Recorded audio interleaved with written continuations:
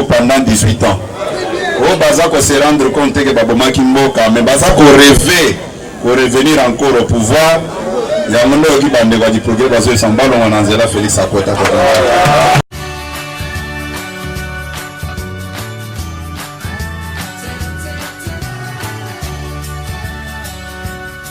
Shadracom TV.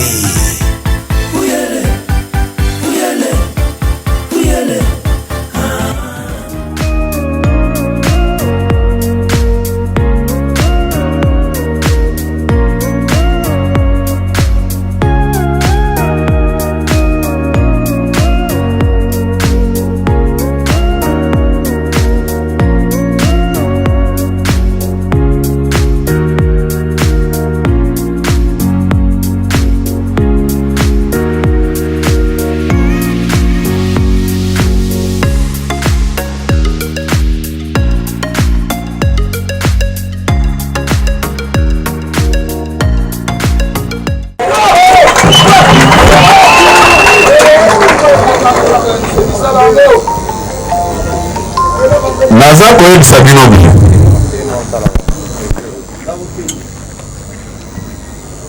président de la république ndenge azali wana azalaka rancunier te na bao bayebi ye kala aza moto aza très ouvert na moto nyonso soki azalaka na esprit neti bamosusu wana mbele lelo mboka oyo esepeli moto soki nabengisi bino lelo eza po tosolona na bino sur consultation oyo ye abandi kuna consultation wana ekotourne autour ya message na ye asalaki dernièrement à la nation tokani malamu mokonzi ya mboka matoi na ye aza mokonzi oyo alekaka te amati bafiltre ya motuka po ayoka makambo population bazoloba te avantage na ezalaka ke soki azoleka malgré basirene na bagironfare oyo baza kotiela ye matoi na ye ezalaka toujours epa population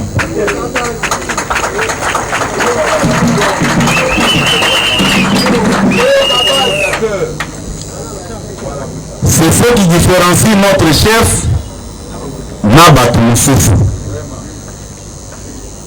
la preuve en est que balingi kosala ye comme prisonnier oyo tosinyaki baaccord accord monene oyo mokonzi ya mboka asinyaka yango na peuple que vous êtes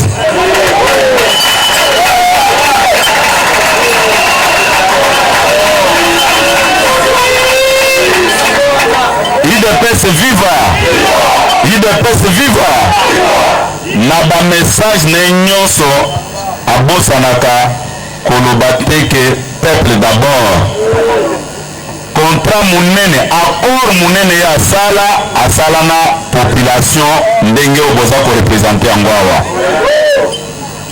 jamais moto akomema ye na nzela mabe sous prétexte d'un accord politique quelconque soki mokonzi ya mboka ainitie baconsultation alobi aza na kati ya bainstitution na bato mais il faut ayoka mpe bao baza na bainstitution te baza mpe kokanisa nini cela veut dire quoi moto ata moko aganyaki concours te mpo nde aza place azali peuple aza koloba en 2023 président de la république akokende kosenga mandat mosusu te liboso ya corps politique non akokende epa souverain primaire nde akorendre compte yango abandi baconsultation lelo après baconsultation wana akozongela bino lisusu po asala restitution ya makambo nyonso bakoyebisa ye kuna c'est à partir de là à lever de nouvelles options par rapport à l'avenir ya mboka oyo. Mutu akosa bino te que non mokonzi ya mboka aza signé par un accord politique quelconque. Accord munene oyo eza kolie ye eza oyo asala na bino. Les gens doivent comprendre ça, un point entré. UDPS viva! UDPS viva!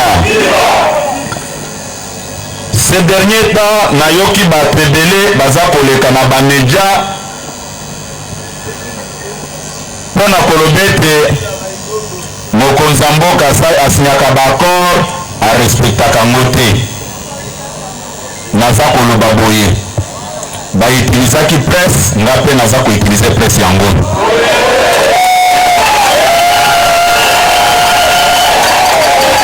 UDPS viva! Eza te ke ndenge naza boye natikala kozala complexé devant n'importe quelle question ya presse te. Natikala kozala complexé te. UDPS viva! Balobi makambo ya accord de Genève tozongela place wana. Mwana mboka Félix Tshisekedi azalaki électron libre te. Congrès ya UDPS nde epesaki mandat ke yo kozala candidat président de la République. De la même manière que ndenge Congrès epesaki mandat, soki azalaka na posa korenonce mandat oyo Congrès epesaki ye, tolingai tokende Congrès ayebisi puisque Congrès eza organe suprême ya UDPS. UDPS viva! UDPS viva! Ntango bato ekosolola bato nyonso wana bayebaki malamu ke bazalaki na poids politique na ye te, me balukaki kotia bi ya OG mpo na arbitre avalide yango. Mais peuple oyo azalaki kojoue rôle ya arbitre ainvalidaki bi wana. Les choses doivent être dites clairement pour ne commettre fin na ba débat stérile. La preuve en est que après publication il y a des résultats. Il y avait des liesses populaires sur toute l'étendue de la République. Ce qui veut dire que position va imposer qui est kuna. Et ça là qui pour refléter volonté de la population T. UDPS viva! UDPS viva! Nakanisi tokani malamu na place wana. Mutwaya ko distraire bino te ke basinyaki accord. Accord wana ezalaki bénéfique pour na intérêt ya population ou bien ezalaki pour na intérêt ya un groupe d'individus basanganaki place wana. Pour muto même babimisaki ke azala candidat président de la République. Soto ke kaka wana kikwita komona siège à parti na yete.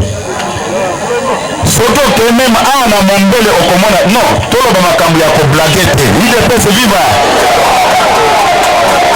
Nalobi boye po mutu wana oyo babimiselaki biso ke ye nde candidat na contre ya opposition. Ngai mutu na fabrika ye na congrès oyo tosalaka na 13e minute. Ngai UDPS viva! UDPS viva!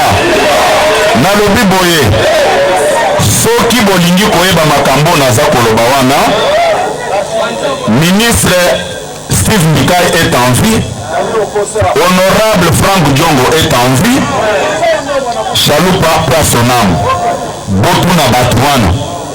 Quand on va s'appeler la invitation, invité nga ezaki po to fula ye ndenge bato alingala balobaka to présenter ye naza koloba boye. Tango soki ayaka na congrès na biso oyo tosalaka na 2010 alingaki mpe koyebana te.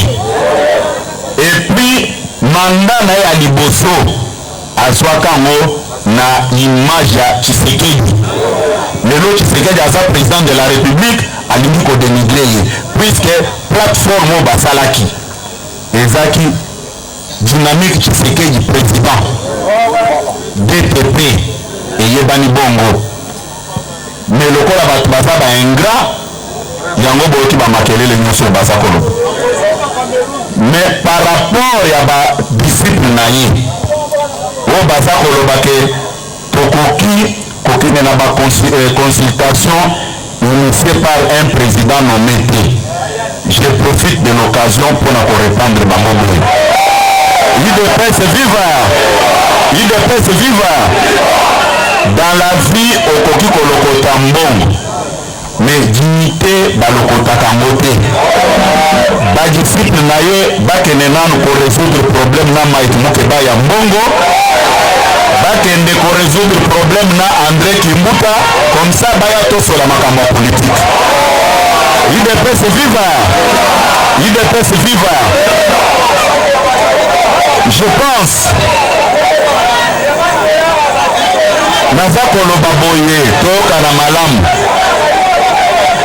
UDPS viva!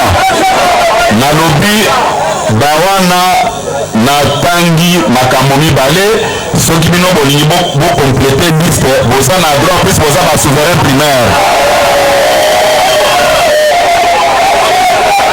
UDPS viva!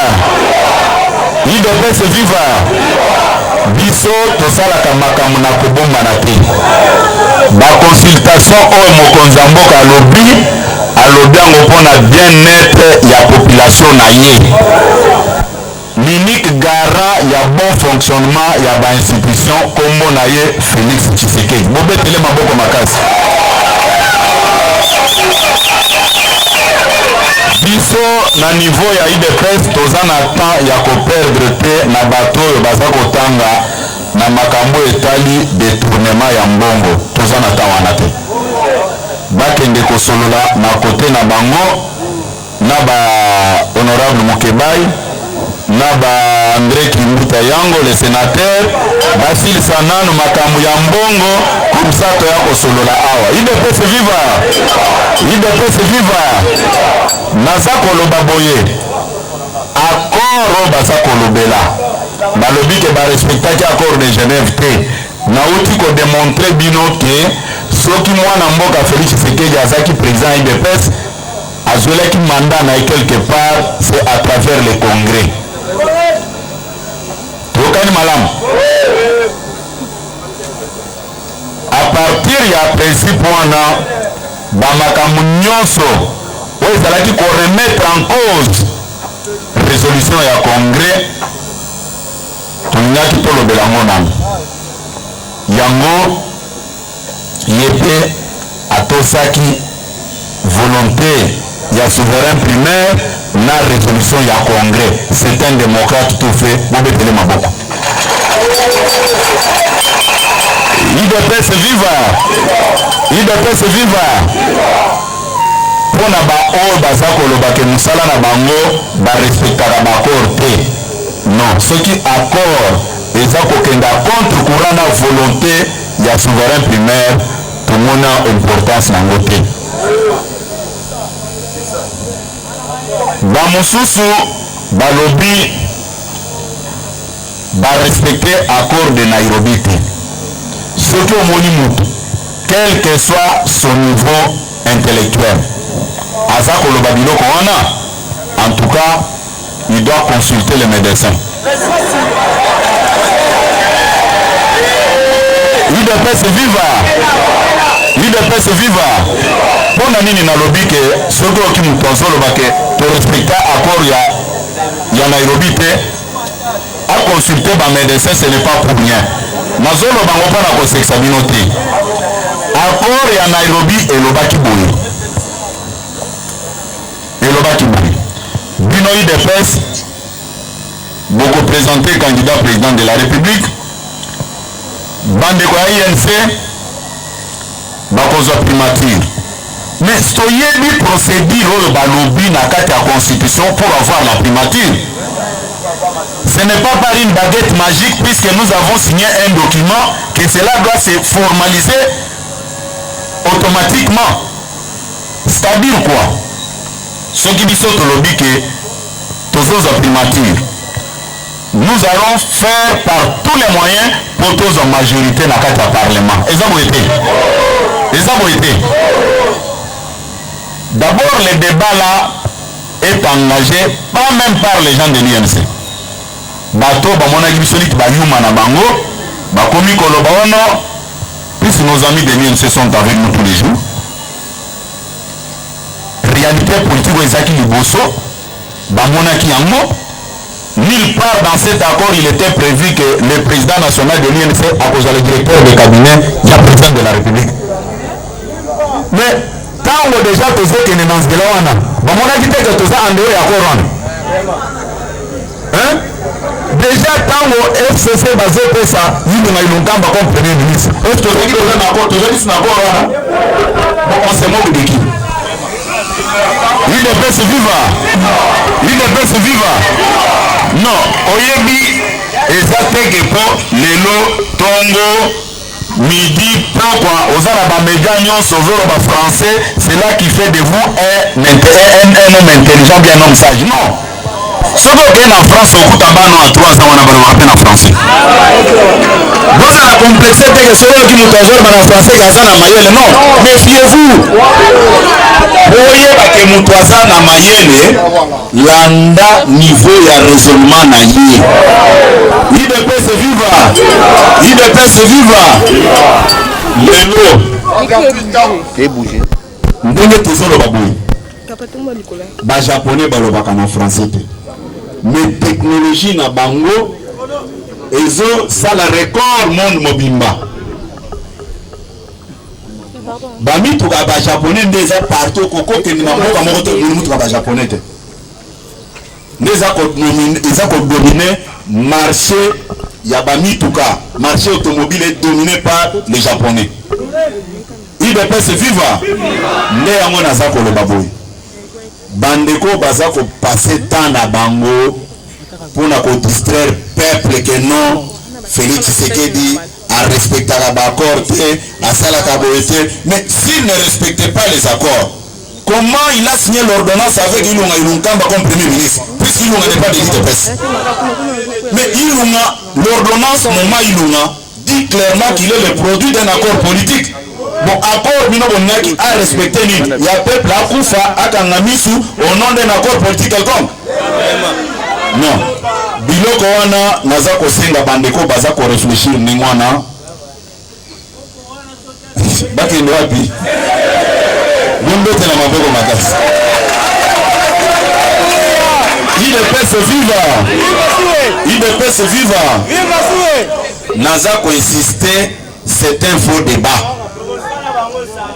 Biso tango touti Nairobi to signaki accord politique en bonne et due forme batela ki so manduki te mais tango to sokende ezaneti yo lobby na kozala assistant après université mais ce qui est commun en moment de défense ba misi ba résultat au distinguer est-ce que vous êtes assistant hein?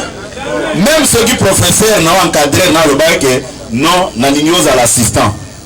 Aux à l'assistant nanga. Mais réalité la qui c'est au distingué aux à l'assistant. Mais comment expliquer biso toyokanaki toyokana malam. Toyokanaki que primature et kozala na katia coalition na biso akash. Mais qu'est-ce qui s'est passé que primature et melana kash et melakota FCC? Cela veut dire qu'il y a eu d'autres réalités politiques. Pourquoi tous ce courage à ce petit peuple makamwana te? Oh, Tshisekedi a respecté l'accord te. Tshisekedi a respecté l'accord te. Moi je vais vous dire une chose. Félix Tshisekedi a respecté l'accord avec le FCC. La preuve en est qu'ils sont majoritaires au gouvernement. Ils sont les premiers ministres. Bon, quel accord baza pour tous les autres respectés? Il ne peut se vivre. Il ne peut se vivre. Babiloko wana ndes zo sala makelele belé. Et puis naza ko préciser loko moko. Lelo ba politicien ya circonstance ba ye belé. Ba politicien ya circonstance ba ye ndenge nini. Il faut azala na téléphone Android, atiaka ba mega na ye, azala na groupe WhatsApp songoro pakala, il écrit du n'importe quoi sans se rendre compte de la réalité. Il ne peut se vivre. Au moins la mutabengi cameraman moko batiele kiti abandi koloba. Nous sommes en démocratie. Nous sommes. Est-ce que vous avez la maîtrise à Makamio Zoloban? IDPS viva! IDPS viva! Yango Nazako Sabino Boui. Démarche à Mokonzamboka ya komene ba consultation. Et ça pour la vie Nabiso Nyon Social Nini Ebonga. Tokani Malamu. Parce que au Mokonzamboka la Kakibiso. Amoni ke makambo ya coalition yo baza toujours kotambu ça au pas de tortue de façon qu'à 5 ans nyonso asale le côté biloko wana biso tokondimaka yango IDPS viva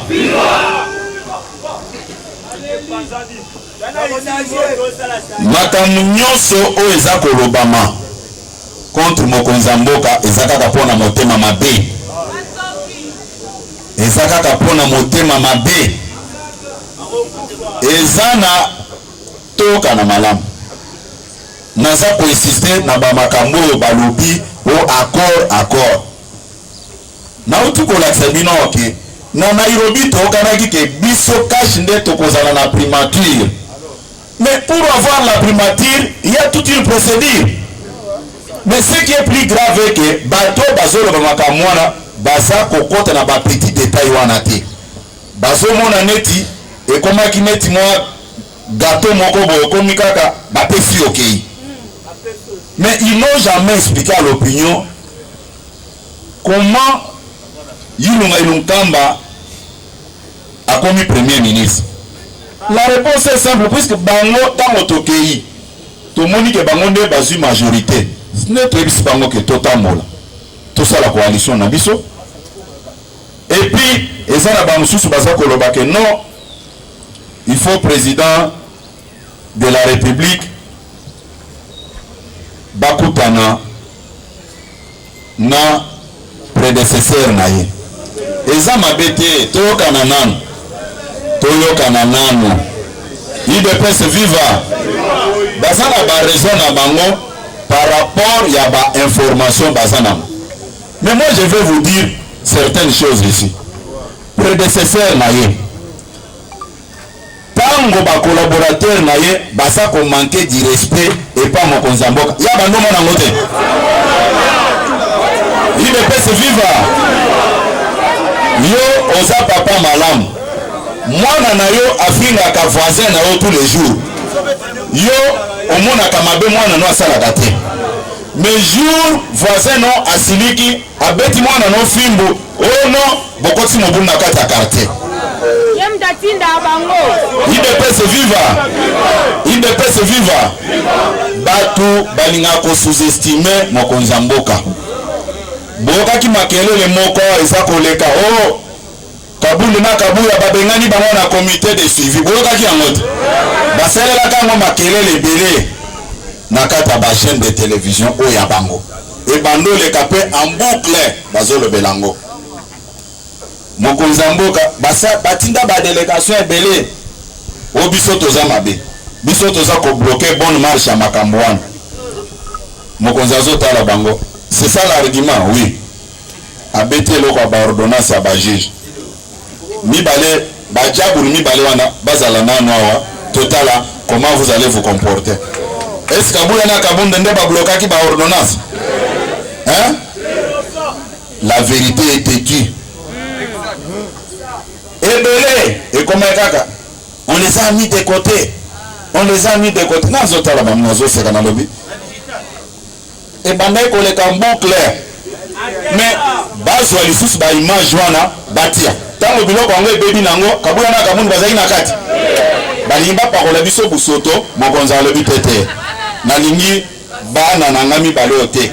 OK ndoko fabino moko na libulu na bino. Ils sont restés là-bas sans se mettre d'accord même sur un seul point. IDPS viva. IDPS viva. Bango wana esimbité. Comment biso toza na coalition bozo décision munene ya ko destituer un acteur important na kati ya nini wana. Po bato ebele batala kakaka la personne de Jean-Marc. Mais c'est le président de l'IDPS qu'on avait destitué dans cette affaire. Hein? Nalobi président ya IDPS ndeba humiliaki, c'est-à-dire bino nyonso ndenge bozali aw. Bozalaki humilié, bino bokondima buso bana. Bokondima bino bana. Nalobi ces jours-là. Nalobi mukolo wana bazwaki décision ya ko humilier IDPS. Puisque Moutouazalaki Wanazaki, président ya IDPS, ne ba humiliaki IDPS, ceux qui ba humilier IDPS, c'est-à-dire c'est le chef de l'État au ba humiliaki. Est-ce que Tokana, oyebi, les gens ba secret, monsieur faut que c'est binon.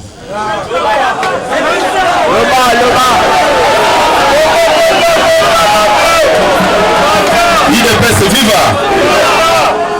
Oyebi, tant que tozana ba discussion wana. Tango toza na ba discussion wana na hôtel du fleuve bango balobaki boy bazo pesa biso poste ya deuxième vice-président ya Assemblée nationale. S'ils sont sincères na yebi ke bazaka sincère te bako wanga balobi biso tozo poste ya deuxième vice-président Assemblée nationale, comme ça présidence première vice-présidence bango ba gérant biso to bisi bango boy. Tous en akati ya coalition. D'abord, poids politique na biso IDPS. Tous ont mérité traitement en atte. Boti kabiso tous au poste à premier vice-président de l'Assemblée nationale. Et ça qui poste comme on a Jean-Marc Aboundete. C'est-à-dire IDPS a une akati ya coalition poste à premier vice-président. Mais s'il faut décider, est-ce que Balina ko décider ninga ba décider ki wana? Nalobi bango nyonso tous les décideurs ya eloko na bango wana. Tozali na bango na téléphone, baza koko sanga.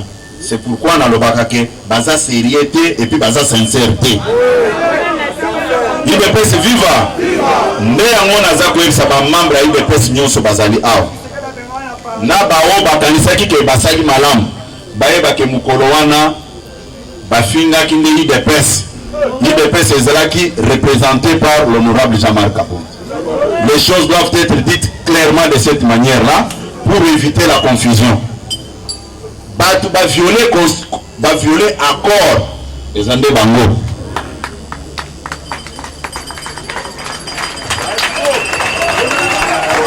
IDPS viva. Nayoki Basa Kolobake Tolinito débauché. Va d'éviter na bango. C'est du n'importe quoi. Na koye bisabino boy. Ba victime ya politique à débauchage et abisso IDPS. Tolé la kate? Jamais. Na lobi tolé la kate. Toza ba victime ya politique à débauchage. Ceux qui avant même ya kotanga IDPS. Combien de membres du MLC au bassin à Bango kuna? Oh, le président Jean-Pierre même batika la cotine à Bango kuna te. Bango kuna ndengeni. Hein? Débauchage est un mode de vie na Bango. Biso na niveau na biso IDPS. Na lobela kama na zozo ngela ngoli susu. Est-ce que biso na IDPS nde totinda ki bilino chibala sala na Bango? Biso nde totinda ki Joseph Kapika sala na Bango? Biso nde totinda ki Astrid Madi Poto sala asala na Bango? Ba PV de transfert eza wapi? Na lobi ba PV de transfert eza wapi? IDPS viva! IDPS viva! Nde makamu na FCB na wake soki boyoki batu mususu baza koloba biloko wana eza kofinga te, il faut ba consulter ba munganga pour s'il y a quelque chose qui ne va pas. IDPS viva! IDPS viva! Naza koloba boye député aza mwana mukete. La situation de notre pays va très mal avec la politique des mots d'ordre. Ils ont droit aussi d'aller passer un message, de solliciter un autre mandat auprès de leurs électeurs. Mais ceux qui bango bakangimi sou bazolo bate, c'est-à-dire baza ba complice pona mutu tokana ceux qui ont occupé ça comme la maille baye ça quoi pas montrer mais la maille yo moko kendeke bopesa na maille na mena c'est-à-dire il y a un désir de se faire sentir na kati na yo lelo ba député wana bozo convoquer bango bozo botola bango ba téléphone mais c'est une humiliation. C'est une humiliation. Nana za koloba boye. Député aza responsable. Ayebi ko discerner mabe na malamu. Bango wana baza conscient que situation mboka eza malamu te. Soki député akei kokutana na mokonza mboka asali infraction na niveau ni. Ba député ba community bana no a classe même dans la classe et mon repère ba maralibanda hein IDPS viva IDPS viva.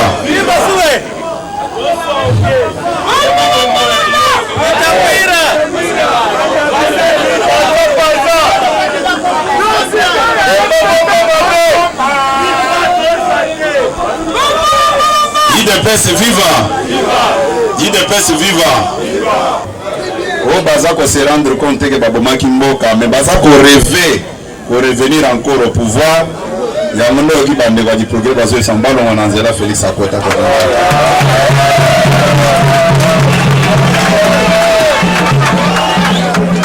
bomoni ndenge to solaka na bino place situation ya mboka oyo mutu amayele akoki ko réfléchir te pona ko bonisa mokonza mboka soki bangi koyeba ba réalité mususu ba se renseigner pa na biso bato yo totamboli na ye akanyonte toyebi de quoi il est capable kobundisa ye bandi te ke pas na ba institution kobundisa ye esalemi te ke tango azali na opposition kobundisa ye ebanda na kati ya IDPS natalaka bato mosusu lo nazoyebisa bango mais les gens sont devenus des catholiques de plus, même les papes, puisque écoutez boyebi makambo ngana moni autour ya chef de l'État en commençant par l'IDPS. Moi je connais certaines personnes au sein du parti au babandoko ya même bazoyebisa ngai nazolo motu mosusu te. Pourquoi yo lingi ko sala ba marketing na ye aza collègue na yo boza na équipe moko toko kumisa yete tozo kumisa na papa na ye des choses pareilles. Mais aujourd'hui ces gens-là sont devenus plus catholiques que les papes. Pona nini naza ko loba biloko wana lelo na yokaki batu mususu baza kotuna na radio Top Congo balobi boye tomonaki Augustin Kabouya na parlé de la nation azaki kuna en tant que qui, mais la personne qui pose la question il ignore même que je suis secrétaire général de la famille présidentielle. Même à ce titre là nako kenete IDPS viva. Est-ce que mutu abongo toyoka nanan? Est-ce que mutu abongo même soki atuni mutu na na français bokolo basa mayele mais un secrétaire général du parti au pouvoir boza komituna ke à quelle qualité à sa place là. En dehors même de ça nasalaki toute une semaine tous mes collaborateurs au bazali bayebi que j'ai fait une semaine na bando yawa te puisque tobandaki ko travailler sur la faisabilité et la réussite avec le staff que le chef lui-même avait mis en place. Mais je suis dans les comités organisateurs, mais au moins mon toiseau le baquet. Mais là, mon macaron est là. Général! Mais lorsque mon api mutu aboti mwana na ye, nazo veiller pour atala teke mwana ngwazo ke menini. Mais s'il y a échec, bakotuna batu nyonso wana te. Bakotuna nde IDPS, bakotuna nde bino. Eza boete. Bino bakolo mwana bakomi kopekisa bino botala makambo mwana bozala même naye. Est-ce que ça vraiment normal? Tango tozalaki na mokonzi ya mboka na opposition esika bazobeta biso masasi neti balapin, esi bato wana bapekisaki biso mpo tozala naye te. Mais mpo ekomi ntango ya bomengo ale tolingi komona bato ya UDPS te biso moko tolingi tozwa makambo. Eski bino bokosepela makambo wana? UDPS viva! Biso naza koloba boye balikisaki badiscours ebele ya kodresse biso contre mokonzi ya mboka. Oyo bozozwa misala te, ata tozwi misala te, tolingi ye kaka. Toyokani? Bobetela mokonzi ya mboka maboko.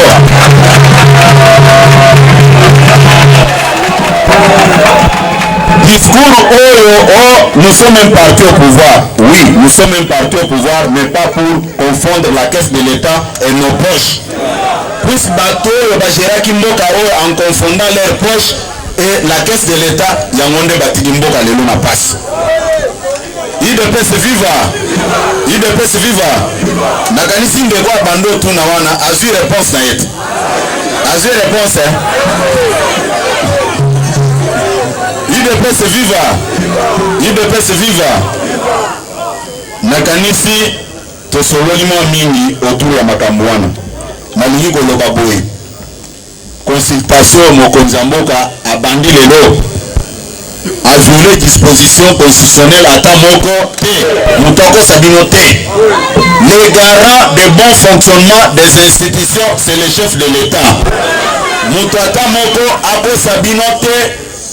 Nakamwa niveau na ya muke ou akende kozwa dans n'importe quelle condition to éviter. Oh non, Tshisekedi a violé constitution. Le chef de l'État n'a violé aucune disposition constitutionnelle. Tokani malam. Comment expliquer Moutouaza reconnu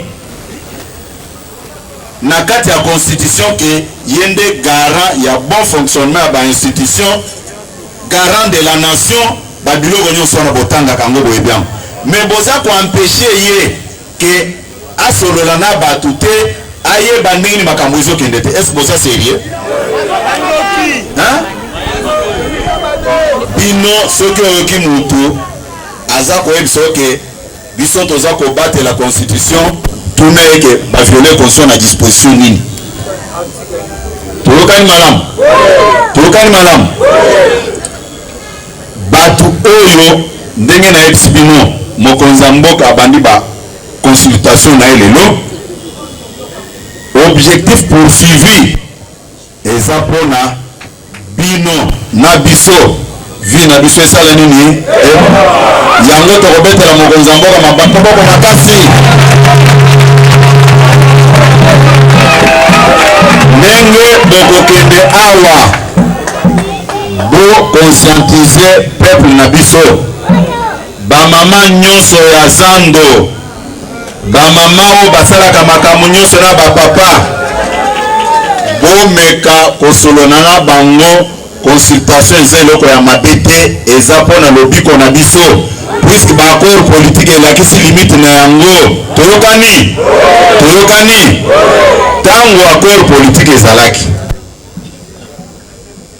est-ce que vi na biso ebongaki? Sikoyo bazopekisa mokonzi ya mboka azwi susi ya kobongisela biso makambo a partir ya baconsultation ya aza kosala. Oh non, bakosala boye te. Boyoka bato wana te. Boyoka bango te. Tokani malamu? Boyebi ndenge tosololi makambo wana tozokende na makambo etiko etali parti na biso. Na le 12 novembre oyo président na biso ya parti Jean-Marc Abound na délégation ba membre ba parti bakokende kokomemore mokolo oyo ya base le 12 novembre na Kikwit awa. Na Kikwit awa pembeni. UDPS viva! UDPS viva! Mokolo wana na lingina yo kakuna ke Kikwit ata place à koboka so ezate tokani malamu siboyebi tango tosengaka bongo ndenge makambo ekomaka te nalobi ke le 12 novembre nalobi le 12 novembre meeting ya kafu eza wana Kikwit pembeni awa okozwa avion te ata ozwi wewa na yo na tongo zeko maana tokani malamu ono billet ya avion eza non nalobi awa na Kikwit eza pembeni awa awa le 12 mokolo ya base ekozala wana tokani malamu mpona baoyo ya Kinshasa awa mokolo ya base tokokomemora yango boye touti konome bakomite fédéraux ya sika tolingi totala pe capacité ya mobilisation ya bafédéraux na biso président Pierre Zomba na monaki awa telema nanu tika kobomba na kuna leka boye bobetele maboko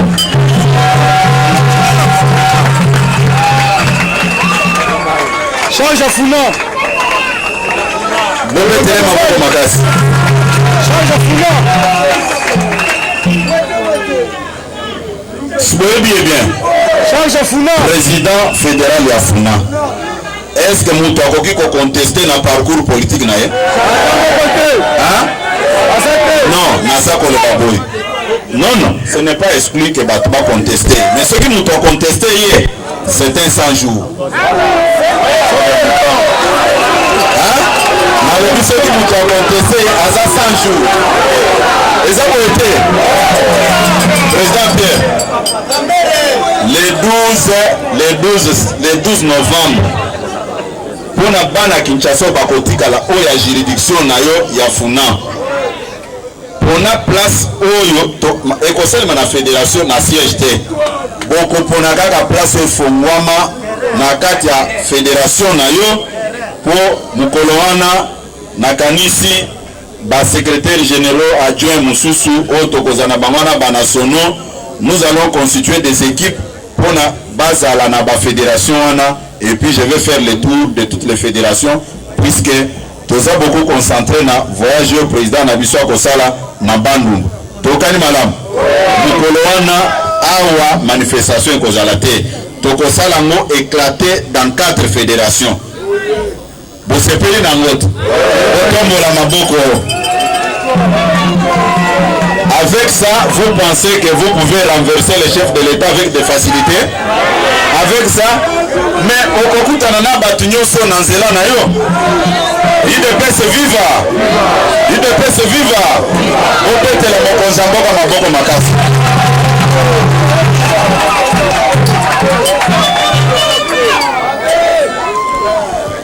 président Pierre Kendovan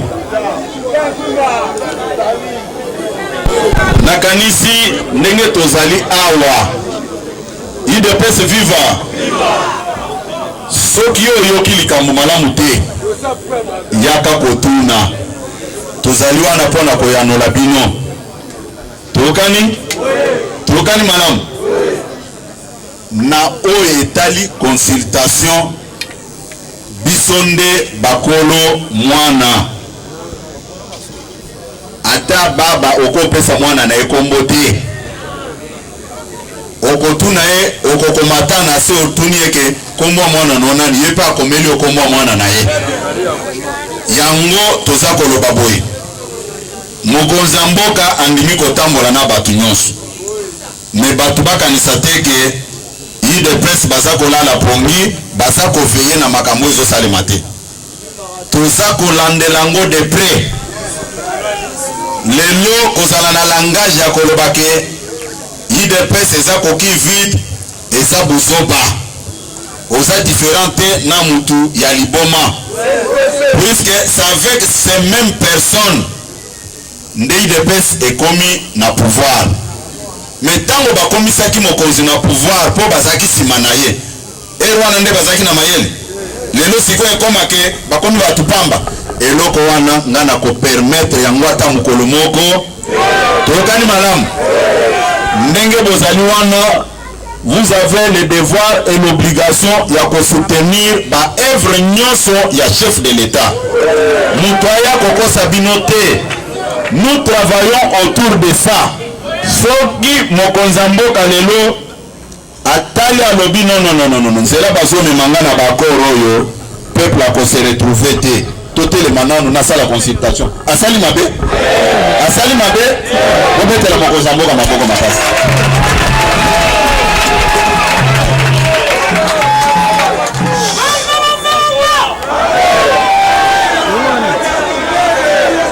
IDPS viva!